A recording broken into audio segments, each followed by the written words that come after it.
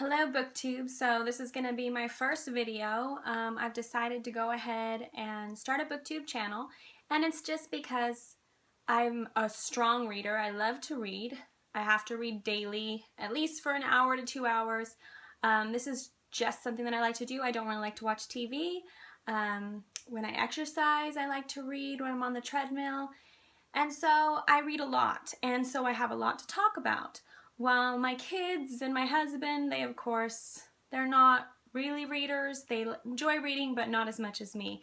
And so they decided, that I should probably go ahead and start this Booktube channel. And it's just that way that I could, express some feelings about certain books and also get other people's ideas about books. Maybe I missed something. But it's just to engage more with people who do love to read. And so having watched so many different channels before and for years now, I've decided, you know what, it looks like a lot of fun, and I think I'm going to try it. So I'm going to go ahead and get started. There's books that I am currently reading that I'll go ahead and do probably another one for. But the importance of reading, I try to stress to people all the time. I'm in school and I have children. Well, they're not children, they're teenagers, and I'm married. And we have a property with chickens, dogs, animals, all kinds of stuff on top of that. So, there's a lot of work that goes into that. But the importance of reading is really to slow down and to be able to spend more time exercising that brain, getting things moving, getting more connections inside the brain. And it's really important to do that. And so I try to encourage that when I talk to other people and they say, oh, I'm not really a reader. Well, it's really important to become a reader because the brain is a muscle. So we have to use that, or else it atrophies and we can't make the connections and we can't have deeper thoughts and deeper thinking. So we need to be able to do that. But sometimes it's fun to read stuff that is just plain and simply just enjoyable. You're not making too many connections, although you are still, in a way, making some connections, and it's fun and it's stimulating.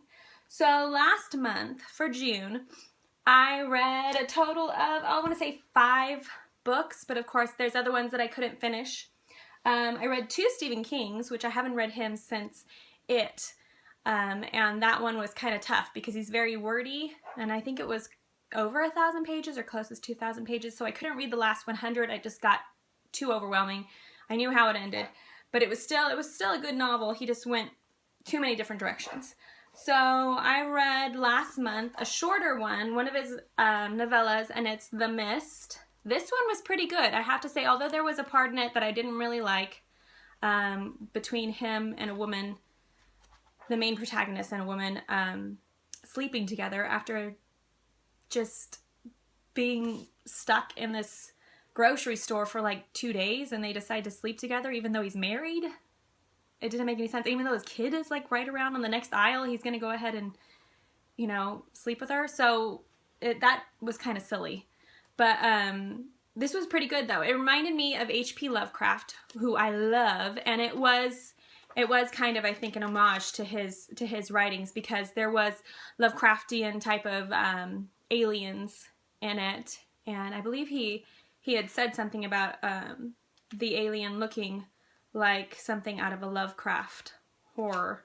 But so, very good. I believe I gave it 5 stars on Goodreads, but I could be wrong. I think I did. I think I gave it 5 stars.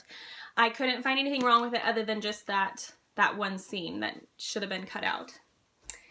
The next one I read was 11/22/63. This was a chunky book, but it was really good, and I wanted to watch the series with James Franco, which I think I liked the book better because it just went in more depth, which is Stephen King. He just loves to write, and I love to read, so it's perfect.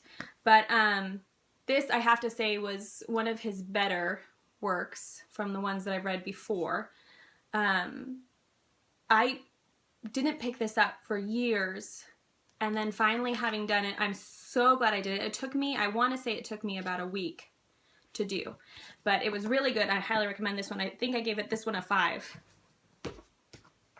And I read Icelander by Dustin Long. The cover is just gorgeous. The book, not so much. I didn't enjoy this. I think I gave it 2 stars. I gave it 2 stars because I read it and I wanted to enjoy it because he's the writing was very different. However, I just didn't understand it. I felt like I was coming into the middle of a conversation about something that I had no idea was going on. He kept on making references, and there was little footnotes like about things that you should know, you know, like books you should have read and things like that, but the books were fake. So it like made no sense. There were so many of them and it made no sense. So this book just threw me for a loop, and I didn't give it 1 star because at least he made the book. So A Drop of Night, I think it's a YA book. I usually don't enjoy YA books, but I'm trying to branch out into other different, you know, genres and trying to expand. So I read this one because I had heard that it was pretty cool. It's down my alley. I like archaeology, and this is supposed to be where they find a palace underneath of another palace in, I believe it's France. And they recruit these 4 teenagers, which made no sense right off the bat, to go down and be part of this team. And supposedly they're geniuses. At the start, I think they say that they're like geniuses, but then halfway through the books, the kids are like saying, why would they even have us come out, because we're not smart, and then it didn't make any sense. And there was I shouldn't say a couple things wrong with it. There was a lot wrong with it. But then again, I'm an adult, so when I read YA books, I find a lot of things wrong with them because they're not realistic in the real world. You know what I mean? And so this was good though. It was fun. I read it, I think, in 2 days, maybe 1 day. It's kind of big. I think it's like 400, 500 pages. I could be totally wrong. It could be 300. No, 437. So no, it was still good. It was okay. I think I gave it 3 stars. It's written by Stefan Bachman, and it was a good premise. I mean, it would have been fun. I think if it would have been an adult fiction, it would have gone farther. But because it's kids, and it's still good. Okay, so then I read United States of Japan. I liked the cover. It was pretty cool. I mean, who doesn't like Robo-Jocks? It's pretty awesome. So anyways, it took me a while to read because I kept on getting out of it because, again, I'm 35 years old and I grew up playing some video games, but I grew up reading. And so this is more of like a video gamer type book. What happens is it's like an alternate reality where Japan won World War II along with the Nazis. And so Japan somehow is over here, and they multiplied enough to where they can take over the whole entire United States, which that was one of my little troops about it, was the fact that, okay, Japan's a small island. Yes, there's, you know, they have many people, but not enough to fill up the United States.